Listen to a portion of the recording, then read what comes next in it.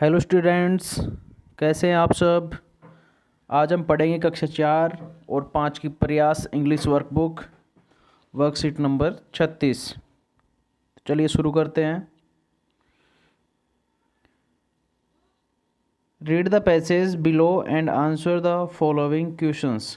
अपने को क्या करना है, ये जो पैसेज दिया हुआ है इसको पढ़ना है और नीचे जो क्वेश्चंस दिए हुए हैं उनके आंसर करने हैं। Kishore and Kavita are sibling. They both are foodies. Kavita likes ice cream, but Kishore likes to eat samosas. तो देखिए, किशोर एंड कविता क्या है, आर सिबलिंग्स, दोनों भाई बहन हैं। दे बोथ आर फूडीज, वो उन्हें क्या है, खाने का बहुत शौक है, खाने की शौकीन है वे।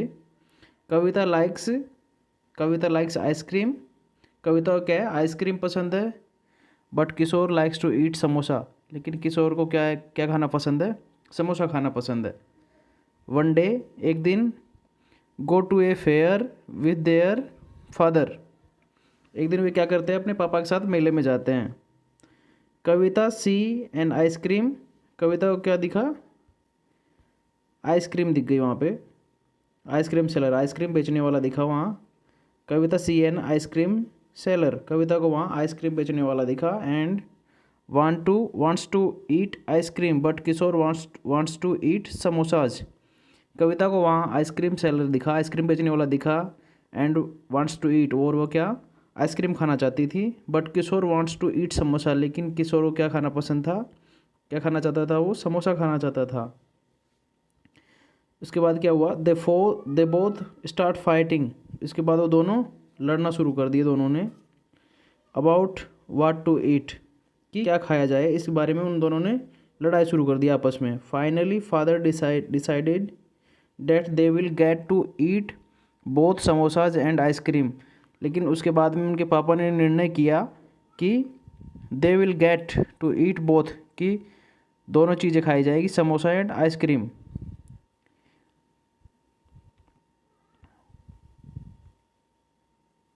Both of them live happily from the fair, उसके बाद उन्होंने आइसक्रीम और समोसा खाया और वहाँ से खुशी खुशी घर आ गए। अब देखिए questions. Answer the following questions, इन सवालों के जवाब देने हैं। Question number 1, who likes ice cream, ice cream किसे पसंद थी,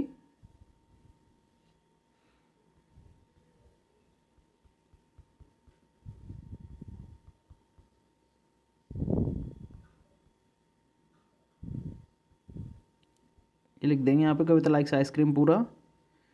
उसके बाद में question number 2, where do Kavita and Kishore को, कविता और किशोर कहाँ गए थे, तो क्वेश्चन नंबर 2 का आंसर हो जाएगा,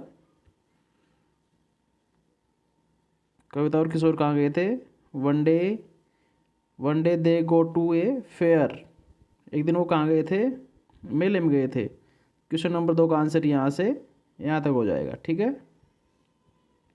आगे देखिए question number 3, tick the statement that is true.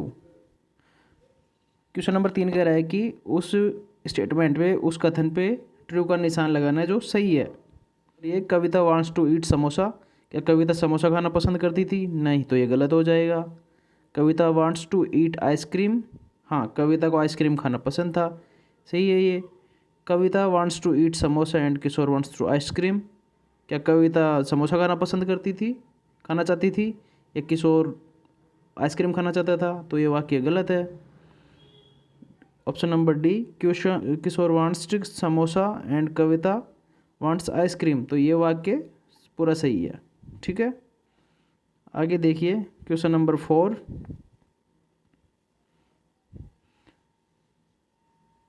Y are Kavita and Kishore fighting, जो कविता और किशोर थे वो क्यों झगड़ रहे थे आपस में, तो देखिए ये रहा, they both start fighting about what to eat, इसमें लिखेंगे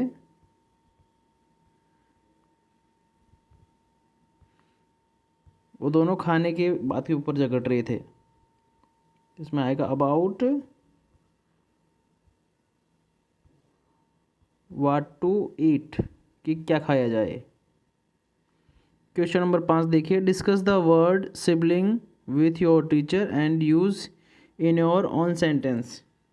क्वेश्चन नंबर 5 में क्या करना है कि ये कह रहा है कि डिस्कस द वर्ड सिबलिंग। जो सिबलिंग्स वर्ड है इसका अपने को इसके अर्थ के ऊपर डिस्कस करना है। तो सिबलिंग का मतलब होता है भाई बहन हो गए, एंड विथ योर टीचर चर्चा करनी है आपस में, और खुद के लिए एक वाक्य बनाना है। तो ये आपके लिए होमवर्क है, आप इसे करके आइएगा। मिलते हैं अगली क्लास में। थैंक यू, धन्यवाद। वीडियो पसंद आया तो सब्सक्राइब करें, लाइक करें, शेयर करें। Thank you.